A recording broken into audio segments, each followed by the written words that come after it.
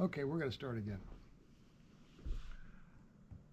This is an article I finished recently and I've sent off for publication, entitled Laughing Truth to Scorn.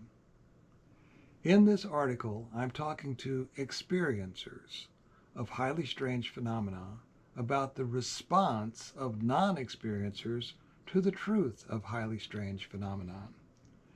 And I will suggest that humanity's response to new faiths, that is religious faiths primarily, at every time a new faith arrives, including yours, that this response is the archetype for the mindless rejection. What happened was I just went to the writings with High Strangeness in mind to see how quickly I made a connection that could offer insight to any extent. The following turned up on page 1 of something called the Kitab Yagan, the Book of Certitude. And it goes like this, quote, "Consider the past. How many, both high and low, have at all times yearningly awaited the advent of the manifestations of God in the sanctified persons of his chosen ones," all plural. "How often have they expected his coming? How frequently have they prayed that the breeze of divine mercy might blow and the promised beauty step forth from behind the veil of concealment and be made manifest to all the world." When I read this, I thought of disclosure and wondered, okay, then what happened? And I wanted to add this disclaimer, and I did in the article. The quotation is about history, not a particular religion. The history of human response to every new religion. Likewise, my atheist and agnostic friends already know that when the writings of my research mention God, they indicate an essence that is unknowable. Therefore, I'm not telling anyone what to think because I cannot describe it myself. And whatever faith you may or may not have, your faith is included, even if it is only faith in yourself. The odds are that in the U.S. you're probably a Christian of one sect or another, so be aware that my perspective here is different. For purposes of this article, anyone's faith, including yours or mine, is not the only true faith. That could seem jarring if you have never considered the possibility. This is the perspective of the writings from which the quote is taken, so readers need that data. This perspective plays into the archetype, especially if it is jarring. Also, if you are not an experiencer, don't worry, just wait. Think what you could be missing if you never look at anything this way. Experience is experience. As Jimmy once asked, are you experienced? If so, you know what you saw, and until you saw whatever you saw that brought you here, you may have been sure that what you thought you knew was right? But that perspective changed somehow. Now, for you, and sadly not for everyone else, something new is true. Faith is also an experience. I can't tell you what to have faith in. It's like love. You have to know from the experience. In that regard, high strangeness, love, and spiritual faith are similar. In the U.S., we can take judicial notice that large portions of the population are awaiting a return. Some of us are awaiting a disclosure with almost the same fervor. That's fair to say, isn't it? And the quote continues, quote, whensoever the portals of grace did open, and the clouds of divine bounty did rain upon mankind, and the light of the unseen did shine above the horizon of celestial might, close quotes, it continues on. Here I would interject that it is not unlike a UFO drone flap in New Jersey and Wyoming, a Momo the monster flap in Louisiana, Missouri, or your own interaction with E.T. Sabe or the Barabar Caves. So wait for it. Whensoever the portals of grace did open, they all denied him and turned away from his face, the face of God himself. Refer ye to this very truth that hath been recorded in every sacred book.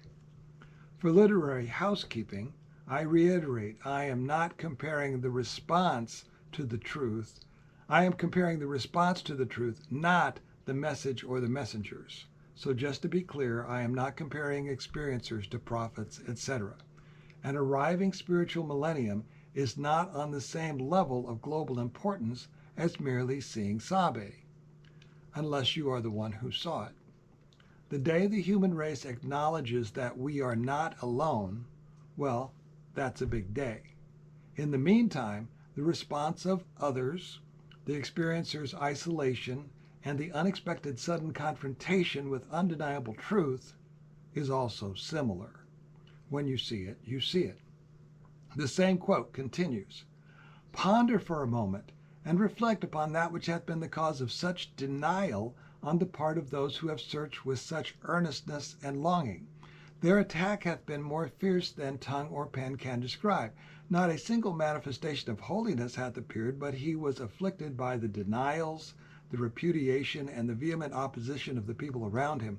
Thus it hath been revealed, quote, O misery of men, no messenger cometh unto them, but they laugh him to scorn, close quote, close quote." The quote within the quote is from the Quran. As far as pondering for a moment goes, I have found that I think about my encounters constantly. Maybe you do too.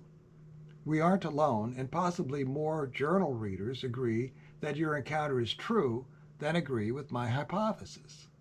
Many people, maybe most, follow a faith or have faith in something that is different from you, or especially me, since I follow these obscure but emerging writings.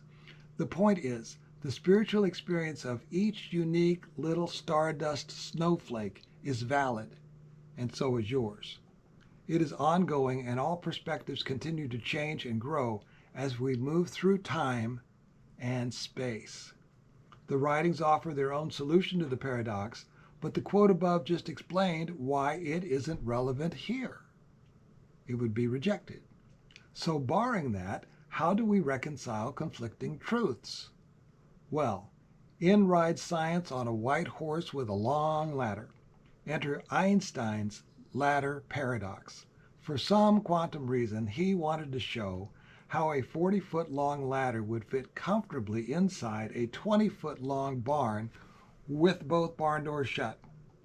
Being physics, this situation need only exist for a nanosecond to be true, just like driving by a Sasquatch on the shoulder of the freeway. Einstein succeeded in his task by shooting the ladder through the barn doors at near the speed of light. And that's not crazy because he's Einstein and a scientist. Regardless, science says sure enough that speed would make the wooden ladder get shorter so that for the split second it is between the barn doors, it will fit. Science adds, closed course, professional drivers, just trust us. But science also notes, from the wooden ladder's perspective, it didn't get any shorter. The paradox is resolved from the perspective that both barn and ladder are moving through space-time, as are we. My Forrest Gump perspective is that space-time may bend, but it is also encountered differently from different perspectives of the observers, who are all in motion as well. When I first watched the ladder paradox at everyone's alma mater, YouTube, I just blew it off as interesting.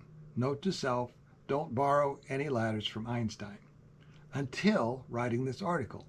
Seeing Sasquatch or ET or a UFO, even briefly, is like this paradox involving physics and space-time.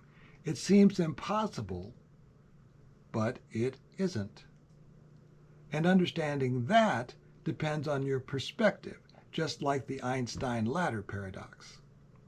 Yes, what I am saying is that humans react to a new messenger of God every time in the same way they react to any new truth, every time, whether it is about high strangeness, ET, UAPs, lost civilizations, whistleblowers, or faith, love, and hope, or whatever you have experienced that brought you here.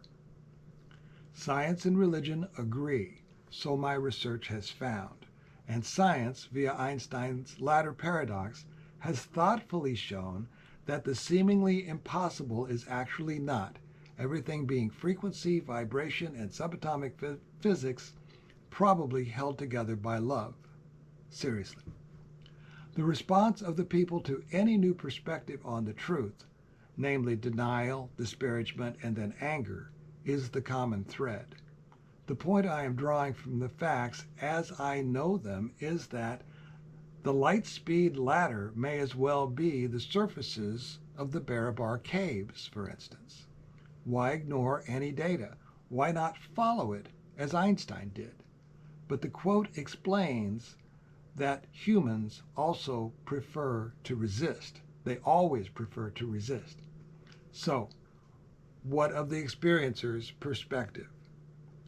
There is nothing we need to prove because when it comes, the experience is individual.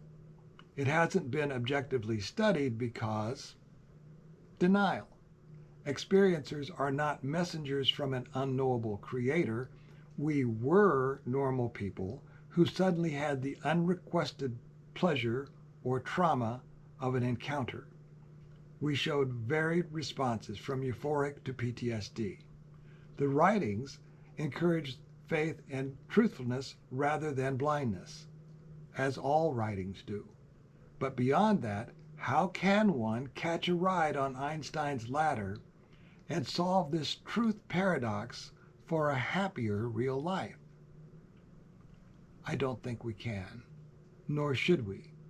To reach that tipping point will take as much space-time as collective experience requires, whether for a return, a disclosure, or arrival. Until then, it's just our little open secret. And that's the end of the article.